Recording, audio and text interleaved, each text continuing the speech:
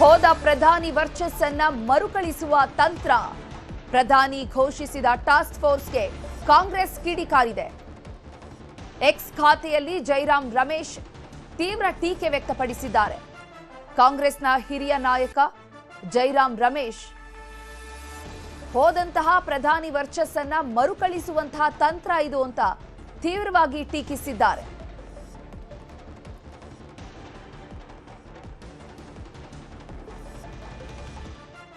X ಖಾತೆಯಲ್ಲಿ post ಮಾಡುವ ಮೂಲಕ ಮೋದಿ ಸರ್ಕಾರ ರಚನೆ ಮಾಡ್ತಾ ಇರುವಂತಹ ಟಾಸ್ಕ್ ಫೋರ್ಸ್ಗಳ ಬಗ್ಗೆ ಟೀಕೆ ಮಾಡಿದ್ದಾರೆ. ಇನ್ನು ಜೈರಾಮ್ ರಮೇಶ್ ಅವರು ಹಾಕಿರುವಂತಹ ಎಕ್ಸ್ ಪೋಸ್ಟ್ನಲ್ಲಿ ಕೇಂದ್ರ ಸರ್ಕಾರದ ವಿರುದ್ಧ ವಾಗ್ದಾಳಿ ನಡೆಸಿದ್ದಾರೆ. ಜೂನ್ 2024ರಲ್ಲಿ ನೀಟ್ ಯುಜಿ ಸೇರಿದಂತೆ ಹಲವಾರು ಪರೀಕ್ಷೆಗಳಲ್ಲಿ ಅಡಚಣೆ ಉಂಟಾದ ನಂತರ ಮೋದಿ ಸರ್ಕಾರವು ಪರೀಕ್ಷೆಗಳ ಪಾರದರ್ಶಕ, ಸುಗಮ ಮತ್ತು ನ್ಯಾಯಯುತ ನಡವಳಿಕೆಯನ್ನ ಖಚಿತಪಡಿಸಿಕೊಳ್ಳೋದಕ್ಕೆ ಡಾಕ್ಟರ್ ಕೆ ರಾಧಾಕೃಷ್ಣನ್ ನೇತೃತ್ವದಲ್ಲಿ ಉನ್ನತ ಮಟ್ಟದ ತಜ್ಞರ ಸಮಿತಿಯನ್ನು ರಚನೆ ಮಾಡಿತ್ತು. ಜುಲೈ 2026ರಲ್ಲಿ ಮೋದಿ ಸರ್ಕಾರವು ನೀಟ್ ಯುಜಿ ಮತ್ತು ಇತರೆ ಪರೀಕ್ಷೆಗಳಲ್ಲಿ ಮತ್ತೊಮ್ಮೆ ಅಡಚಣೆ ಉಂಟಾದ ನಂತರ ಪರೀಕ್ಷಾ ಸುಧಾರಣೆಯ ಮೇಲೆ ಕೇಂದ್ರೀಕರಿಸಲು ಉನ್ನತ ಮಟ್ಟದ ಕಾರ್ಯಪಡೆಯನ್ನು ರಚಿಸಿದೆ. ಮೋದಿ ಸರ್ಕಾರವು ಇನ್ನೂ ಕೆ ರಾಧಾಕೃಷ್ಣನ್ ಸಮಿತಿಯ 101 ಶಿಫಾರಸುಗಳನ್ನು ಜಾರಿಗೆ ತಂದಿಲ್ಲ. ವಾಸ್ತವವಾಗಿ 2024 ಮತ್ತು 26ರ ಪತ್ರಿಕಾ ಸೋರಿಕೆಯ ನಡುವಿನ 2 ವರ್ಷಗಳಲ್ಲಿ ಹೆಚ್ಚಿನ ಸಮಯ ಅದು ರಾಷ್ಟ್ರೀಯ ಪರೀಕ್ಷಾ ಸಂಸ್ಥೆಗೆ ಪೂರ್ಣ ಸಮಯದ ಮಹಾನಿರ್ದೇಶಕರನ್ನ ನೇಮಕ ಮಾಡಿಲ್ಲ. ಇದು ಅಂತಿಮವಾಗಿ ಪ್ರಧಾನಿ ಸರಿಪಡಿಸಲಾಗದಂತಹ ರಾಜಿಯನ್ನ ಮಾಡಿಕೊಂಡ ಇಮೇಜ್ ಅನ್ನ ಸರಿಪಡಿಸಿಕೊಳ್ಳಲು ಕೇವಲ ಉನ್ನತ ಮಟ್ಟದ ಪ್ರಯತ್ನವಾಗಿದೆ ಅಂತ ಜೈರಾಮ್ ರಮೇಶ್ ಪೋಸ್ಟ್ ಅಲ್ಲಿ ಉಲ್ಲೇಖಿಸಿದ್ದಾರೆ.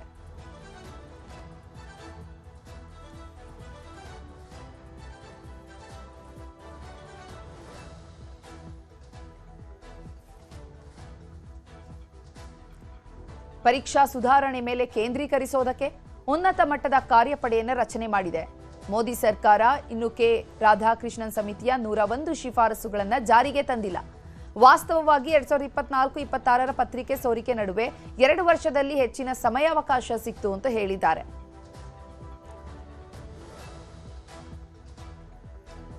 ಇನ್ನು ನೀಟ್ ಪ್ರಶ್ನೆ ಪತ್ರಿಕೆ ಸೋರಿಕೆ ವಿಷಯದಲ್ಲಿ ಇವತ್ತು ಇಡೀ ದಿನ ಏನೇನೆಲ್ಲ ಆಯಿತು, ನಾಳೆ ಸಂಸತ್ ಅಧಿವೇಶನದಲ್ಲಿ ಏನೇನಾಗಲಿದೆ ಅನ್ನೋದರ ಕಂಪ್ಲೀಟ್ ವರದಿಯನ್ನ ತೋರಿಸ್ತೀವಿ ನೋಡಿ.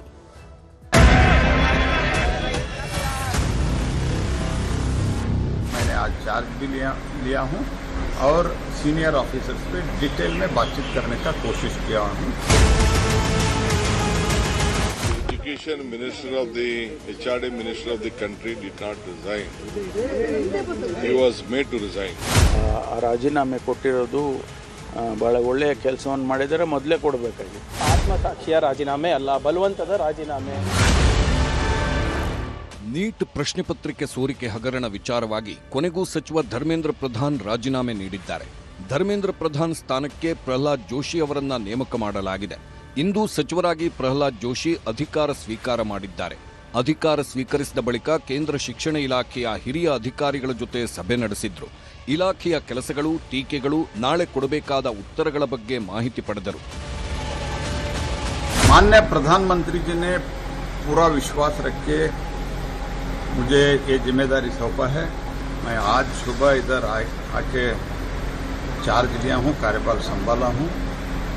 पूरा डिटेल्स जो भी इधर अभी हमको देखना है, निर्णय लेना है, इस सब के बारे में इंफॉर्मेशन लेने का और पूरा मिनिस्ट्री समझने का कोशिश मैंने किया हूँ. मैंने आज चार्ज भी लिया हूँ और सीनियर ऑफिसर्स पे डिटेल में बातचीत करने का कोशिश किया हूँ. ಕರ್ನಾಟಕದ ಸಂಸದ ಶಿಕ್ಷಣ ಸಚಿವ ಆಗಿದ್ದನ್ನ ರಾಜ್ಯ ನಾಯಕರು ಸ್ವಾಗತಿಸುತ್ತಾರೆ. ನೀಟ್ ವಿಚಾರವಾಗಿ ಸಿಜೆಪಿ ಹೋರಾಟಕ್ಕೆ ಬೇರೆ ಶಕ್ತಿಗಳು ಕೂಡ ಕೈಜೋಡಿಸಿದ್ವು. ರಾಜೀನಾಮೆ ಕೊಡುವಾಗ ಧರ್ಮೇಂದ್ರ ಪ್ರಧಾನ್ ಅವರೇ ಹೇಳಿದ್ದಾರೆ, ವಿದ್ಯಾರ್ಥಿಗಳನ್ನು ಬಳಸಿಕೊಂಡು ಕೆಲವರು ರಾಜಕೀಯ ಮಾಡುತ್ತಿದ್ದಾರೆ. ಪ್ರಧಾನಿ ಮೋದಿ ಈಗ ಪೇಪರ್ ಲೀಕ್ ತಡೆಗಟ್ಟಲು ಶಾಶ್ವತ ಪರಿಹಾರ ತರಲು ಹೊರಟಿದ್ದಾರೆ ಎಂದರು ಸಂಸದ ಬಿವೈ ರಾಘವೇಂದ್ರ. ಸ್ವತಃ ಗೌರವಾನ್ವಿತ ನಮ್ಮ ಕೇಂದ್ರದ ಶಿಕ್ಷಣ ಸಚಿವರಾಗಿದ್ದಂತ ಧರ್ಮೇಂದ್ರ ಪ್ರಧಾನ್ ಅವರು ರಾಜೀನಾಮೆ ಕೊಡೋ ಸಂದರ್ಭದಲ್ಲಿ ಸ್ಪಷ್ಟವಾಗಿ ಹೇಳಿದ್ದಾರೆ. ಈಗಿನ ಯುವಕರಿಗೆ ವಿದ್ಯಾರ್ಥಿನಿ ನ್ಯಾಯ ಸಿಗಬೇಕು. ಹಾಗಾಗಿ ಮಕ್ಕಳನ್ನು ಉಪಯೋಗಿಸ್ಕೊಂಡು ರಾಜಕಾರಣ ಮಾಡುವಂತ ಒಂದು ತಂಡ ನಮ್ಮ ದೇಶದಲ್ಲಿ ಇವತ್ತಿದೆ. ಅವರಿಗೆ ಆ ಮಕ್ಕಳು ಆಗಬಾರ್ದು ಅಂತೇಳಿ ನಾನು ರಾಜೀನಾಮೆಯನ್ನು ಕೊಡ್ತಾ ಇದ್ದೀನಿ ಅಂತ ನಿನ್ನೆ ರಾಜೀನಾಮೆಯನ್ನು ಕೂಡ ಕೊಟ್ಟಿದ್ದಾರೆ. ಗೌರವಾನ್ವಿತ ಧರ್ಮೇಂದ್ರ ಪ್ರಧಾನ್ರವರು ಮಾಜಿ ಸಚಿವರು ಏನಿದ್ದಾರೆ, ಉನ್ನತ ಶಿಕ್ಷಣ ಸಚಿವರು, ಏನು ನೀಟ್ ವಿಚಾರವನ್ನು ತೆಗೆದುಕೊಂಡು ದೇಶದಲ್ಲಿ ಒಂದು ಅರಾಜಕತೆ ಸೃಷ್ಟಿ ಮಾಡೋದಕ್ಕೆ ಕೆಲವು ಪಟಭದ್ರ ಶಕ್ತಿಗಳು ಏನು ಹುನ್ನಾರವನ್ನು ನಡೆಸಿದ್ರು. ಅದಕ್ಕೆ ಇತಿಶ್ರೀ ಹಾಡಬೇಕು, ಅದಕ್ಕೆ ಅವಕಾಶನ ಕೊಡಬಾರ್ದು, ಮತ್ತೆ ಪಾರದರ್ಶಕವಾಗಿ ತನಿಖೆ ಆಗಬೇಕು. ಏನು ಪ್ರಧಾನಮಂತ್ರಿಗಳ ಇಚ್ಛೆ ಇದೆ, ತನಿಖೆ ಆಗಬೇಕು. ಎಲ್ಲ ವಿಚಾರವನ್ನು ಕಣ್ಮುಂದೆ ಇಟ್ಕೊಂಡು ಧರ್ಮೇಂದ್ರ ಪ್ರಧಾನ್ ಅವರು ರಾಜೀನಾಮೆ ಕೊಟ್ಟಿದ್ದಾರೆ. ಧರ್ಮೇಂದ್ರ ಪ್ರಧಾನ್ ರಾಜೀನಾಮೆ ಬಗ್ಗೆ ರಾಜ್ಯ ಕಾಂಗ್ರೆಸ್ ನಾಯಕರು ರಿಯಾಕ್ಟ್ ಮಾಡಿದ್ರು. ಕೇಂದ್ರ ಸರ್ಕಾರವನ್ನ ಜೆನ್ಜಿ ಬಡಿದೆಬ್ಬಿಸಿದೆ ಎಂದ್ರು. ಈಗಲಾದರೂ ಪ್ರಧಾನಿ ಮೋದಿ ಅಹಂಕಾರ ಬಿಟ್ಟು ಮಕ್ಕಳ ಭವಿಷ್ಯದ ಬಗ್ಗೆ ಚಿಂತಿಸಲಿ ಎಂಬ ಸಲಹೆ ಕೊಟ್ಟರು. The education minister of the HRD minister of the country did not resign. He was made to resign. It is not any political party or a government wish.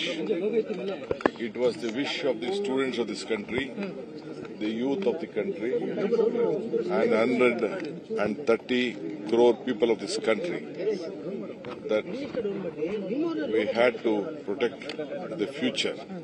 The future stands with all the youth and the students. ಈಗ ಯುವಕರು ಇವತ್ತೊಂದು ದಿವಸ ವಿದ್ಯಾರ್ಥಿಗಳು ನಾವು ಬಹಳ ದೊಡ್ಡ ಹೋರಾಟ ಮಾಡಿದ್ಮೇಲೆ ಇವತ್ತು ಎಚ್ಚೆತ್ಕೊಂಡು ತಡವಾಗಿ ಕುಂಭಕರ್ಣದ ನಿದ್ರೆಯಿಂದ ಎಚ್ಕೊಂಡು ಈಗ ಇದನ್ನ ಅನಿವಾರ್ಯವಾಗಿ ಮಾಡಿದ್ದಾರೆ. ಯಾಕಂದ್ರೆ ಗೊತ್ತಾಯ್ತು ಅವ್ರಿಗೆ ಇನ್ನು ಮುಂದೆ ಇಟ್ಸ್ ಟೂ ಲೇಟ್. ಇದು ಮೋದಿ ಯುಗ ಅಂತ್ಯಗೊಳ್ಳಕ್ಕೆ ಪ್ರಾರಂಭ ಆಗಿದೆ. ಮೊದಲೇ ಕೊಟ್ಟಿದ್ರೆ ಆ 23 ಜನರು ಏನು ಸತ್ತಿದ್ದಾರೆ ಯುವಕರು, ಅವರ ಪ್ರಾಣಗಳು ಉಳಿತಾ ಇತ್ತು. ಅದರಿಂದ ಆ 23 ಜನರ ಏನು ಸಾವಾಗಿದೆ ಅದಕ್ಕೂ ಕೂಡ ಅವರುಗಳೇ ಕಾರಣಕರ್ತರಾಗ್ತಾರೆ. ಹಾಗಾಗಿ ಇವತ್ತು ಅವ್ರು ರಾಜೀನಾಮೆ ಕೊಟ್ಟಿರೋದು ಒಳ್ಳೆಯ ಬೆಳವಣಿಗೆ. ನಮ್ಮ ಭಾರತ ದೇಶ ಯಾವಾಗ ಹಾಳಾಗುತ್ತೆ ಅಂದ್ರೆ ಒಡೆದಾಗ ಮಾತ್ರ ಬೇರೆಯವ್ರು ಬಂದು ಮುಸ್ಕೊಳ್ತಾರೆ. ಅದನ್ನ ಬಿಜೆಪಿಯವರು ಮಾಡಿದ್ದಾರೆ, ಬ್ರಿಟಿಷ್ ಅವರಿಂದ ಇವ್ರು ಕಲ್ತಿದ್ದಾರೆ. ಇವತ್ತು ಅದನ್ನ ಇವ್ರ ಕೊಬ್ಬನ್ನ ಇಳಿಸಿದ್ದಾರೆ. ಧರ್ಮೇಂದ್ರ ಪ್ರಧಾನ್ ಅವರನ್ನ ಬದಲಾವಣೆ ಮಾಡಿ ಇವಾಗ ಜೋಶಿ ಅವ್ರಿಗೆ ಕೊಟ್ಟಿದ್ದಾರೆ. ಅದನ್ನ ಮತ್ತೆ ಅವ್ರು ಕೆಟ್ಟ ಚಾಳಿ ತರಬಾರ್ದು. ಅವ್ರು ಏನು ಈ ರಾಜ್ಯದ ಮಕ್ಕಳಿಗೆ ಬೇಕಾಗ್ತದೆ ಅದನ್ನು ಕೊಡಬೇಕಾಗ್ತದೆ. ಇಲ್ಲ ಅಂದ್ರೆ ಮಕ್ಕಳು ಆಮೇಲೆ ಈ ತರ ಹೋರಾಟಗಳಲ್ಲಿ ವಿರೋಧ ಪಕ್ಷದ ಜೊತೆಗೆ ಇಂಥವ್ರು ಸೇರ್ಬೇಕಾಗುತ್ತೆ. ಇನ್ನು ನಾಳೆಯಿಂದ ಸಂಸತ್ನ ಉಭಯ ಸದನಗಳ ಕಲಾಪ ಮತ್ತೆ ಶುರುವಾಗಲಿದೆ. ಕಳೆದ ವಾರ ಪೂರ್ತಿ ನೀಟ್ ವಿಚಾರದ ಗಲಾಟೆಗಳಿಂದಾಗಿ ಮುಂದೂಡಿದ್ದ ಕಲಾಪಗಳು ನಾಳೆಯಿಂದ ಶುರುವಾಗಲಿದೆ.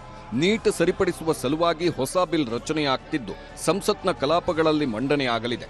ನಾಳೆಯೇ ಅಂಗೀಕಾರ ಮಾಡುವ ಮೂಲಕ ತನಿಖೆ ಶೀಘ್ರಗೊಳಿಸಲು ಮುಂದಾಗಿದೆ.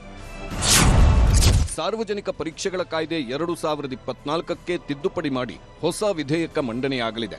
ನೀಟ್ ಅಕ್ರಮದ ವಿಚಾರಣೆ ಪೂರ್ಣಗೊಳಿಸಲು 3 ತಿಂಗಳ ಗಡುವು ನೀಡಲಾಗುವುದು. ಕೋರ್ಟ್ ಪ್ರಕ್ರಿಯೆಗೆ ಕಾನೂನು ಬಲ ನೀಡಲಾಗುವುದು. ಜಾಮೀನು ರಹಿತ ಅಪರಾಧ ಎಂದು ಪರಿಗಣಿಸಿ ಅಪರಾಧಿಗೆ 10 ವರ್ಷ ಜೈಲು ಶಿಕ್ಷೆ ಹಾಗೂ 10 ಕೋಟಿ ದಂಡ ವಿಧಿಸುವ ಕಾನೂನು ರಚನೆಯಾಗಲಿದೆ. ಇನ್ನು ನಾಳೆಯಿಂದ ಅಸಲಿ ಹೋರಾಟ ಶುರುವಾಗ್ತಿದೆ. ರಾಜಕೀಯ ಸಂಗ್ರಾಮಕ್ಕೆ ಸಂಸತ್ ಅಧಿವೇಶನವೇ ವೇದಿಕೆಯಾಗ್ತಿದೆ. ಪ್ರತಿಪಕ್ಷ ನಾಯಕ ರಾಹುಲ್ ಗಾಂಧಿ ವಿದ್ಯಾರ್ಥಿಗಳ ಮೇಲೆ ನಡೆದಿದ್ದ ಪೆಲೆಟ್ ಗನ್ ದಾಳಿಯನ್ನ ಅಸ್ತ್ರ ಮಾಡಿಕೊಂಡಿದ್ದಾರೆ. ಪೆಲೆಟ್ ಗನ್ ದಾಳಿಗೆ ಒಳಗಾಗಿದ್ದ ವಿದ್ಯಾರ್ಥಿಯನ್ನ ಪಕ್ಕದಲ್ಲೇ ನಿಲ್ಲಿಸಿಕೊಂಡು ಗಾಯಗಳನ್ನ ತೋರಿಸ್ತಾ ರಾಹುಲ್ ಗಾಂಧಿ ನಿನ್ನೆ ವಾಗ್ದಾಳಿ ಮಾಡಿದ್ರು. ನಾಳೆ ಇದೇ ಪೆಲೆಟ್ ಗನ್ ಬಳಸಿದ್ದನ್ನೇ ಸಂಸತ್ನಲ್ಲಿ ಪ್ರಶ್ನಿಸಲು ರಾಹುಲ್ ಗಾಂಧಿ ರೆಡಿಯಾಗಿದ್ದಾರೆ. ಪೊಲೀಸರೇ ಹಿಂಸಾಚಾರ ನಡೆಸಿದ್ದು, ಅದಕ್ಕೆ ಅನುಮತಿ ಕೊಟ್ಟಿದ್ದು ಯಾರು? ಇದಕ್ಕೆ ಕೇಂದ್ರ ಗೃಹ ಸಚಿವ ಅಮಿತ್ ಶಾ ಅವರು ಉತ್ತರ ಕೊಡಬೇಕು ಅಂತ ಸಂಸತ್ನಲ್ಲಿ ಸಂಗ್ರಾಮ ಶುರು ಮಾಡಲು ಸಜ್ಜಾಗಿದ್ದಾರೆ. ಜೊತೆಗೆ ಹೋರಾಟ ಇನ್ನೂ ನಿಂತಿಲ್ಲ, ನಡೆಯುತ್ತಿದೆ ಅಂತಾನೂ ಕಾಂಗ್ರೆಸ್ ಪಕ್ಷ ಖಾತೆಯಲ್ಲಿ ಪೋಸ್ಟ್ ಹಾಕಿದೆ. ಇವತ್ತು ಅಮಿತ್ ಶಾ ಅವರಿಗೂ ರಾಹುಲ್ ಗಾಂಧಿ ಪತ್ರ ಬರೆದು ಸ್ಪಷ್ಟನೆ ಕೊಡಿ ಅಂತ ಕೇಳಿದ್ದಾರೆ. ಆತ್ಮೀಯ ಶ್ರೀ ಅಮಿತ್ ಶಾ ಅವರೇ, ಜುಲೈ 20, 2026ರಂದು ದೆಹಲಿಯಲ್ಲಿ ಶಾಂತಿಯುತವಾಗಿ ಪ್ರತಿಭಟನೆ ನಡೆಸುತ್ತಿದ್ದ ವಿದ್ಯಾರ್ಥಿಗಳ ಮೇಲೆ ನಡೆದ ಅಮಾನುಷ ಹಲ್ಲೆಗೆ ಹೊಣೆಯಾರು ಎಂದು ತಿಳಿಯಲು ನಾನು ಈ ಪತ್ರ ಬರೆಯುತ್ತಿದ್ದೇನೆ. ನಮ್ಮ ವಿದ್ಯಾರ್ಥಿಗಳು ನ್ಯಾಯಯುತ ಮತ್ತು ಜವಾಬ್ದಾರಿಯುತ ಶಿಕ್ಷಣ ವ್ಯವಸ್ಥೆಯನ್ನು ಒತ್ತಾಯಿಸುತ್ತಿದ್ದರು. ಅವರ ಮಾತು ಕೇಳುವ ಬದಲು ಭದ್ರತಾ ಪಡೆಗಳು ಮಾರಕ ಆಯುಧಗಳು ಮತ್ತು ಅಶ್ರುವಾಯು ಬಳಸಿದ್ರು. ವಿವೇಚನಾರಹಿತ ಬಲಪ್ರಯೋಗದಿಂದ ಅವರ ಮೇಲೆ ಹಲ್ಲೆ ನಡೆಸಿದ್ರು. 100 ಜನರು ಗಂಭೀರ ಗಾಯಗಳನ್ನು ಅನುಭವಿಸಿದ್ದಾರೆ. ಪೊಲೀಸರು ಮಹಿಳಾ ವಿದ್ಯಾರ್ಥಿಗಳ ಮೇಲೆ ಹಲ್ಲೆ ನಡೆಸಿದ್ದಾರೆ. ಅವರ ಖಾಸಗಿ ಭಾಗಗಳನ್ನು ಉದ್ದೇಶಪೂರ್ವಕವಾಗಿ ಗುರಿಯಾಗಿಸಿಕೊಂಡು ಹಲ್ಲೆ ನಡೆಸಿದ್ದಾರೆ. ಅತ್ಯಂತ ಆಘಾತಕಾರಿ ಸಂಗತಿಯೆಂದರೆ ಮಾರಕ ಪೆಲೆಟ್ ಗನ್ ಬಳಕೆಯಾಗಿದೆ. ಪತ್ರಕರ್ತರು ಸೇರಿದಂತೆ ಹಲವರು ಗಂಭೀರ ಗಾಯಗಳನ್ನು ಅನುಭವಿಸಿದವರ ಬಗ್ಗೆ ಸ್ಪಷ್ಟವಾಗಿ ವರದಿಗಳಾಗಿವೆ. ನಾನು 19 ವರ್ಷದ ವಿದ್ಯಾರ್ಥಿ ಸಾಹಿಲ್ ಲೋಚಬ್ ಅವರನ್ನ ಭೇಟಿಯಾದೆ. ಅವರು ಪೆಲೆಟ್ ಗನ್ನಿಂದ ಗುಂಡೇಟು ಬಿದ್ದು ಕಣ್ಣು ಕಳೆದುಕೊಳ್ಳುವ ಸಾಧ್ಯತೆ ಇದೆ. ದೆಹಲಿಯಲ್ಲಿ ನಿಯೋಜಿಸಲಾದ ಭದ್ರತಾ ಪಡೆಗಳು ಅಂತಿಮವಾಗಿ ನಿಮಗೆ ಉತ್ತರಿಸುತ್ತವೆ ಅಲ್ಲವೇ? ಹಾಗಾಗಿ ನಾನು ಕೇಳುತ್ತಿದ್ದೇನೆ. 1. ಗೃಹ ಸಚಿವರಾಗಿ ವಿದ್ಯಾರ್ಥಿಗಳ ವಿರುದ್ಧ ಪೆಲೆಟ್ ಗನ್ ಸೇರಿದಂತೆ ಮಾರಕ ಬಲಪ್ರಯೋಗಕ್ಕೆ ನೀವು ಅನುಮೋದಿಸಿದ್ದೀರಾ? ಇಲ್ಲದಿದ್ದರೆ ಯಾರು ಮಾಡಿದ್ರು? 2. ಸಾಮಾನ್ಯ ಉಡುಪಿನಲ್ಲಿದ್ದವರು ವಿದ್ಯಾರ್ಥಿಗಳನ್ನ ಲಾಠಿಗಳಿಂದ ಹೊಡೆದಿದ್ದಾರೆ. ಅವರು ಪೊಲೀಸ್ ಸಿಬ್ಬಂದಿನ ಅಥವಾ ಸ್ವಯಂ ಸೇವಕರ? ಅವರ ನಿಯೋಜನೆಗೆ ಯಾರು ಅಧಿಕಾರ ನೀಡಿದ್ರು? ಯಾವುದೇ ಪ್ರಜಾಪ್ರಭುತ್ವಕ್ಕೆ ಶಾಂತಿಯುತ ಪ್ರತಿಭಟನೆ ನಿರ್ಣಾಯಕವಾಗಿದೆ. ಪ್ರತಿಭಟನಾಕಾರರನ್ನ ರಕ್ಷಿಸುವುದು ಮತ್ತು ಅವರ ಕುಂದುಕೊರತೆಗಳನ್ನು ಮಾತುಕತೆಯ ಮೂಲಕ ಪರಿಹರಿಸುವುದು ಸರ್ಕಾರದ ಜವಾಬ್ದಾರಿಯಾಗಿದೆ. ಇಂತಹ ಕ್ರೂರ ಹಿಂಸಾಚಾರವು ಪ್ರತಿಯೊಂದು ನಿಯಮಗಳನ್ನು ನಾಶಪಡಿಸುತ್ತದೆ ಮತ್ತು ದೇಶವನ್ನು ಕೆರಳಿಸಿದೆ. ನಮ್ಮ ದೇಶದ ಭವಿಷ್ಯವಾದ ಯುವಕರು ಮತ್ತು ವಿದ್ಯಾರ್ಥಿಗಳು ಉತ್ತರಗಳು ಮತ್ತು ಹೊಣೆಗಾರಿಕೆಯನ್ನು ಕೋರುತ್ತಿದ್ದಾರೆ. ಉತ್ತರಿಸಿ. ವಿಧೇಯಪೂರ್ವಕವಾಗಿ ರಾಹುಲ್ ಗಾಂಧಿ.